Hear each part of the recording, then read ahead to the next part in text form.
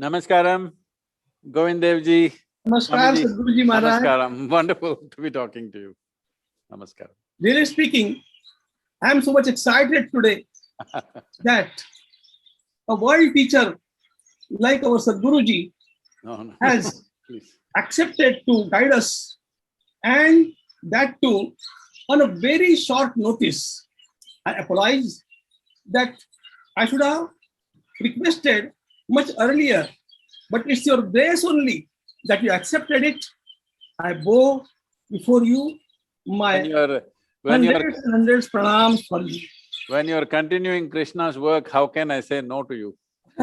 It's the grace that you are showering upon us.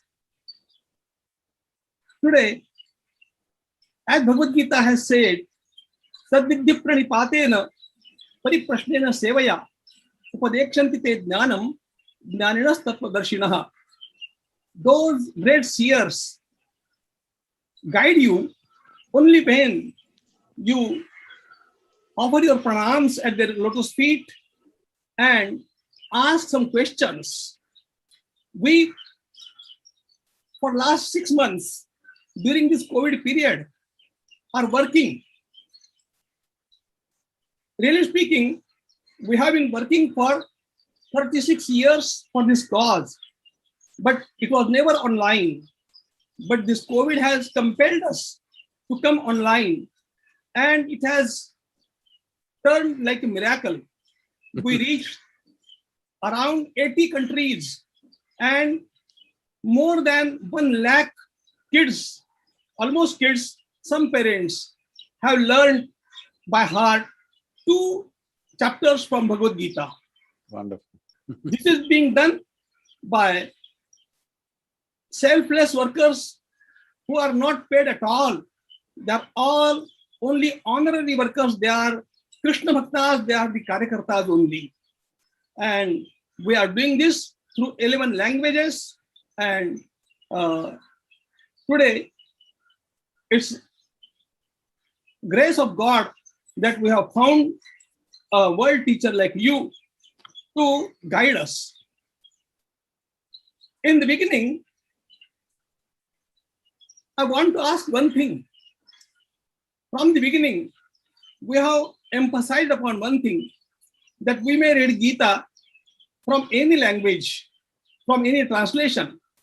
But when chanting, we should emphasize only on the Sanskrit text, because they are the words that have come from the lotus mouth of Bhagavan Krishna, and therefore they are like mantras. And therefore, all this Gita teaching is done through Sanskrit text only, as far as the chanting is concerned. For explanation, we use all the languages. With folding hands, I am asking a question. Are we right in giving that emphasis on the Sanskrit original Gita text? That should be clarified by you. Your clarification shall be a great guidance for us. See, at a time like this, as you said, there has been a pandemic, and second wave, third wave is coming in many countries, and the UN agencies are predicting a mental health pandemic, a suicide pandemic. A massive number of people are committing suicide. For example, in the year 2020, in Japan, more people committed suicide than they died of COVID infections. So when human beings are going through this kind of strife within themselves, there is a challenging situation around us, but when they are going through a strife like this within themselves, in my humble opinion, I don't think we should limit the power and the wisdom of Gita from reaching people simply because of our love for our languages. We may have much love for the language, and there is a science behind the utterance of Sanskrit language, there's no question about it. But I think the understanding, the wisdom and the knowledge of Gita should go to people first. Chanting because chanting is like converting people culturally into our way of life. I do not think we should impose that. Those who are willing, we should encourage them definitely towards that. But we should not make that compulsory because it's very, very important this knowledge goes. Why I'm saying this is, see, there are many kinds of belief systems, philosophies in the world. But in my opinion, I clearly see this, that for the next generation of people, this… in India, our way of looking at things is we look at the divine as an empowerment for us so that we heighten ourselves and function at a higher level.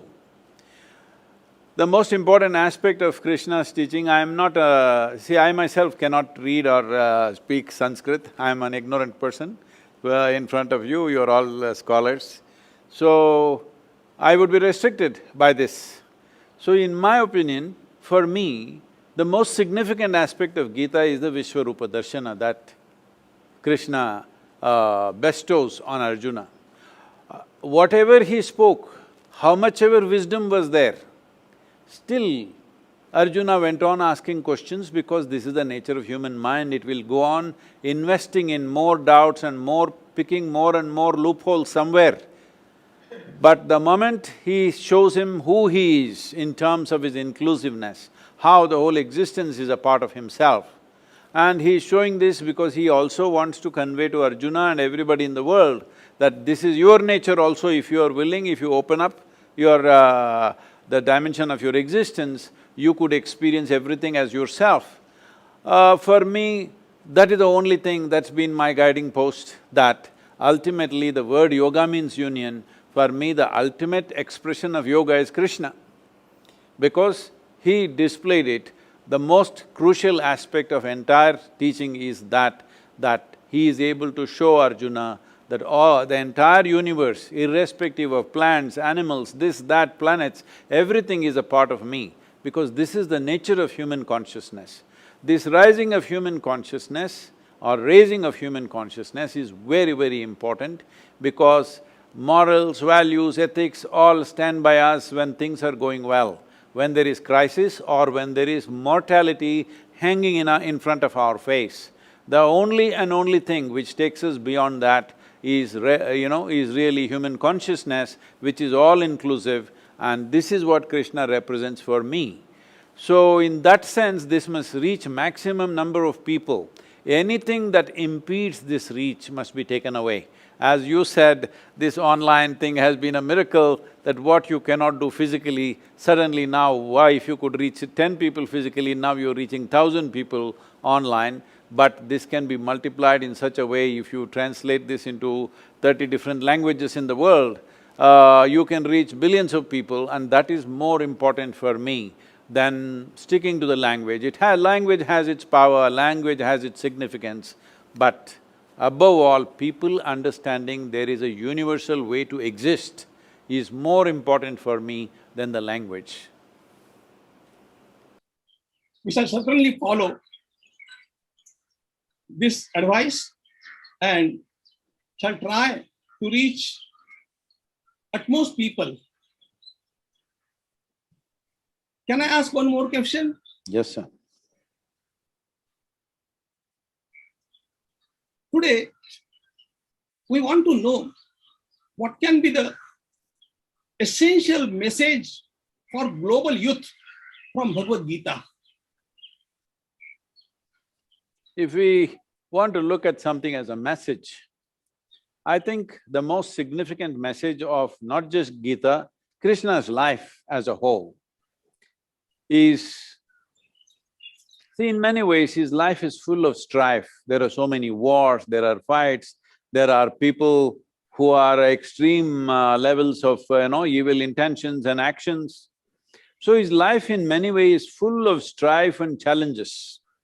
Our pandemic challenge is nothing compared to the challenges that he faced in his life. So even though all others, the Pandavas, the Kauravas and various other parties who are involved in this drama, they all suffered immensely either because of anger or hatred or anguish or shame, many things happening to everybody. But Krishna was one person who went through this entire serious drama very virulent drama, if you ask me, and a terrible war and everything, with a big smile on his face, playfully. So the most significant aspect of life is to be involved, to be absolutely involved. At no point did he show that I am not involved. At every point, in every small thing and big things, trivial things and significant things, in everything he is involved absolutely, but absolutely playful, unentangled, involved but not entangled. I think this is the most important thing that needs to happen to human beings, particularly the next generation of youth. They must understand involvement does not mean entanglement. You can be absolutely, totally involved in everything in your life, but unentangled. In my understanding, in my experience of life, I think that is the most significant aspect of Krishna and his teaching, because to go through life playfully, to carry life, the most serious aspects of life, lightly in your life, because after all, we are here for a brief amount of time. We are not permanent dwellers here, we are mortal human beings. Today we are there, tomorrow we'll be gone. We need to learn to handle this life lightly, then we will do appropriate things. The moment we get serious about everything, then we become sick. See, at least in India, the way we speak English language, if somebody says, my grandmother is serious, we understand that she is dying. So, if people have become serious, they must understand they are moving away from life towards death. I think most important aspect of Krishna's message is, it's life, life and life. While listening to this reply, I just remembered that our Sadhguru Maharaj is himself an example of this. I had always got great respect for Sadhguruji, but it reached its ultimate height when I came to know that he has started the movement for the freedom of Hindu temples in Tamil Nadu. Today, he is involved in the whole movement.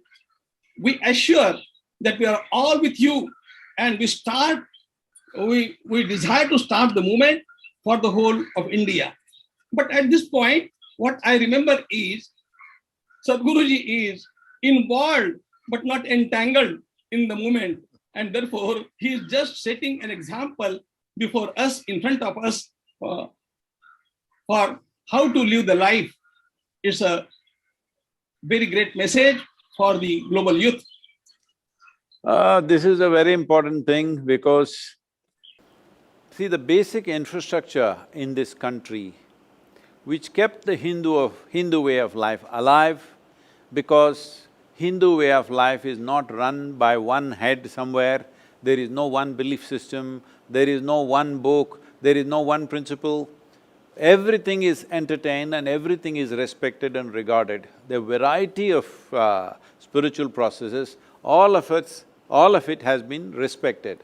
Karma, Gnana, Kriya, Bhakti, everything on the same platform. We are not separating those two as one superior to the other. But at different times, maybe different things become significant in human evolution. At different times of history and time, certain things become more dominant than the other, that's a different matter. But we have not ever thought, this path is superior to that path is superior to this. So in this context, temple infrastructure was the main infrastructure where nobody ever led a prayer or a teaching, but people went there to imbibe that energy. We go to a temple not to pray, but to have darshan. We want to see and imprint that divine image within our hearts and come out. We are not going there to pray, we are not going there to petition God. He need not talk to us, He is silent, but we want to take His image into our hearts. This is the nature of the Hindu temple. But now, to keep this as a vibrant image, the murti, to keep it alive, there are many processes. When these processes are run by people who are not involved, who are just government employees, well, these processes are all dying As the government has admitted over 12,000 temples, there is no puja happening, even one puja is not happening. 37,000 temples, their income is less than 10,000 rupees per year. And 34,000 temples, there's only one person in the temple doing puja, maintenance, security, everything one person, and he's paid 1,500 rupees, 30 rupees per day, something like that. So, when this is the condition, I feel devotees must take into charge, but for this everybody needs to come together. I am seeing that I am receiving a lot of abuse now myself, and they are not even sparing my mother, they're abusing everything. And unfortunately, what I see is very strong devotees, genuine devotees are also misguided by certain vested interests, and there's a lot of reaction. It is very important that we present ourselves with a single face, not one against the other, because this has cost us enormously in the past.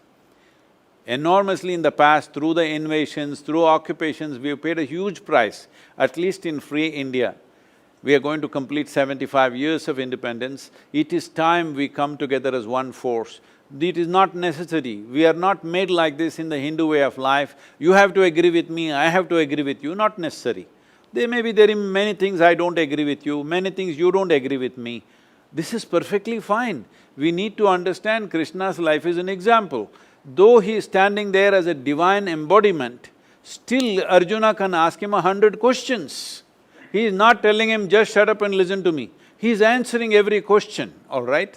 So this is the nature of our culture. It is not necessary we have to agree with each other, but still we must understand the fundamental purpose is same.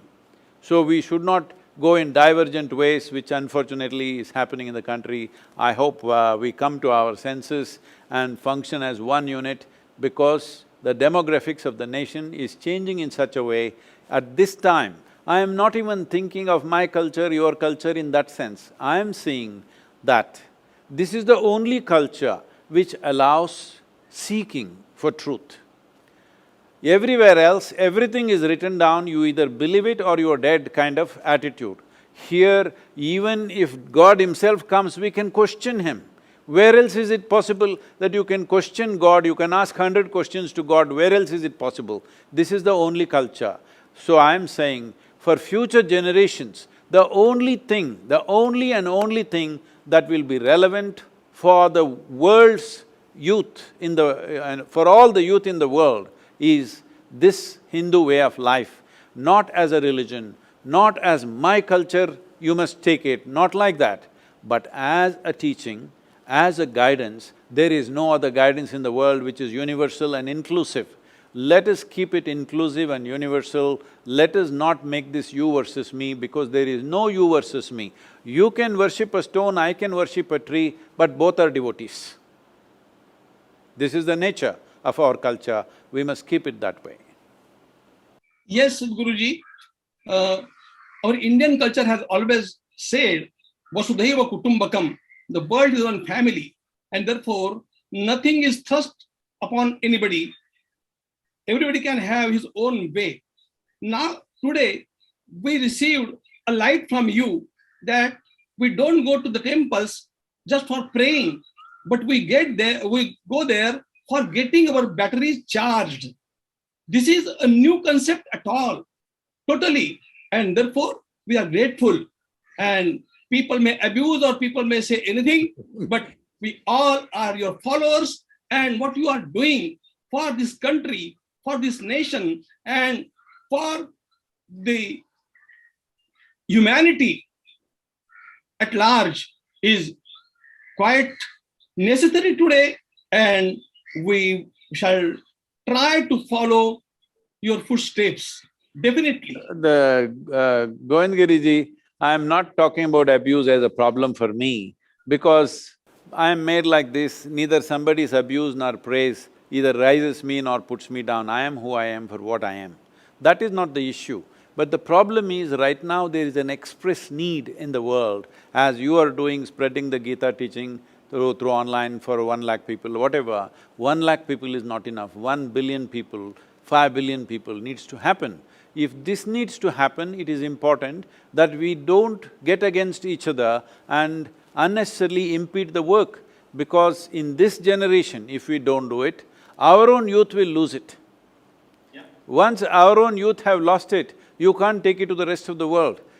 I very strongly feel, if this spiritual seeking has to live, we have a significant responsibility in the next 20 to 25 years. If we don't do this work, after that it could be very late to revive that. All of us are committed for this cause and we shall take it ahead, definitely. Can you please guide how Bhagavad Gita can be useful in these days of pandemic for all the people? See, I am not an expert on the Gita as you are, Swamiji, but in my understanding… Whatever you are speaking is Gita only. This is what my being sings within me. I've unfortunately not spent, because I got all Western educated, I did not go into the scriptural studies in any way. But in my understanding, what I see is, when you say Gita, we are not talking about a song that somebody sings. We are talking about a song that our soul sings. My body and your body may sing different songs. My mind and your mind may sing different songs. My emotions and your emotions may sing different songs. But my soul and your soul cannot sing different songs. It sings only one song. Great. And in whatever ways they have tried to put it into language, because putting this into language is not easy. I personally feel it's almost nearly impossible. You can talk around it, the real song can never be put into words. I think Gita is one of those efforts to put that into words in the closest possible manner, which has come to us through the ages, from the time of Krishna and Mahabharata and whatever. So, in this context, what is the most important thing? Simply means this. Well, Krishna is an embodiment of yoga for me, because you can only be playful even when there is life and death situation, not just for you, for everybody who's dear to you, there is life and death situation, you are still playful. This is only possible if you are well established in yoga. If you are not well established in yoga, life situations will squeeze you, life situations will crush you, life situations will make you a different kind of person in different situations. No matter life or death, still you are at ease and you're playful. This is only possible if you're deeply rooted in yoga. So as far as I'm concerned, people may see Krishna in so many ways. In my experience, he is an ultimate yogi. That's how I see him. In Bhagavad Gita also, Yatra Yogeshwara Krishna, he is not only a yogi, but he is Yogeshwara. He is the highest form of yoga. And the way you are guiding people, when Sadhguruji was not there in Coimbatore, I had been in the ashram. Oh, really? I'm sorry, Yeah. I didn't know. Yeah. I'm sorry I was not there. And I imparted this to you when we met in Omkareshwaram. But what I'm saying today is, everywhere in every nook and corner of that ashram, we saw that you have tried to protect our Indian vision, our Indian culture, totally. This is the great challenge, and the wisdom that has come from ages, it has been not only imparted intellectually, but people are given, the kids are given that atmosphere that so that they can be molded that way. We are trying to do the same thing, Sadhguruji, and therefore we shall require your guidance for this humble work many a times, not just once. Today we are very much grateful to you that you have given so much of time and showered your grace upon us, but yet we are thirsty. We shall again request some time not take much of your time, but your blessings are required. Even though you speak for some minutes, that shall be inspiration for us for years. And therefore, prostrating myself at your holy feet, I again express my gratitude. Pranam, pranam, and pranam. Namaskaram to you, Swamiji. The work that you're doing is very important in the world, and we are always available for you in whatever way possible. The best that we can do, we will do for you. Namaskaram and thank you very much. Namaskaram.